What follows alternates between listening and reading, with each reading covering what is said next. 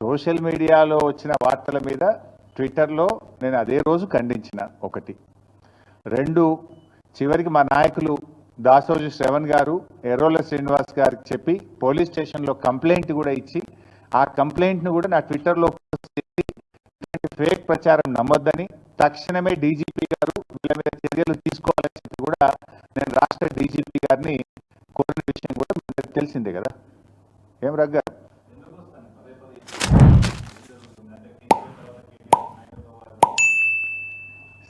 ఆ పంచాయతీ లేదు మా పార్టీలో.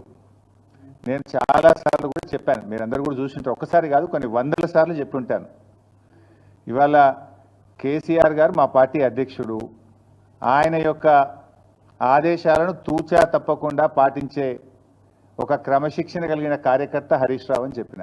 ఇది బహుశా వందల సభల్లో చెప్పిన, టీవీ డిస్కషన్స్లో చెప్పిన, ప్రెస్ మీట్లలో చెప్పిన, చిట్చాట్లో చెప్పిన, అనేక సందర్భాల్లో కూడా చెప్పిన. సో మీరు అన్నట్టు కేటీఆర్ గారికి నాయకత్వం అప్పచెప్తే స్వాగతిస్తాను. డెఫినెట్గా ఐ కోఆపరేట్.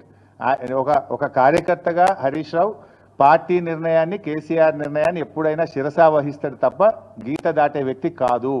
ఇది నా 25 ఏళ్ల రాజకీయ ప్రస్థానం చూపిస్తుంది. 25 ఏళ్ళ నుంచి నేను బీఆర్ఎస్ పార్టీలో ఉన్నాను. పార్టీ జెండా పుట్టుక నుంచి ఈ రోజు వరకు కేసీఆర్ గారి అడుగుజాడల్లో వారి సూచనలకు అనుగుణంగా పనిచేసేటువంటి ఒక కార్యకర్తగా హరీష్ రావు పనిచేసిండు, రేపు కూడా చేస్తాడు.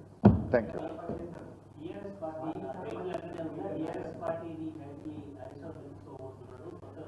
ఇవన్నీ చిల్లర స్పష్టంగా కుండబద్దలు కొట్టినట్టు నేను మాట్లాడుతుంటే మీరు ఈ ప్రశ్నలు ఏంటో నాకైతే అర్థమవుతలేదు.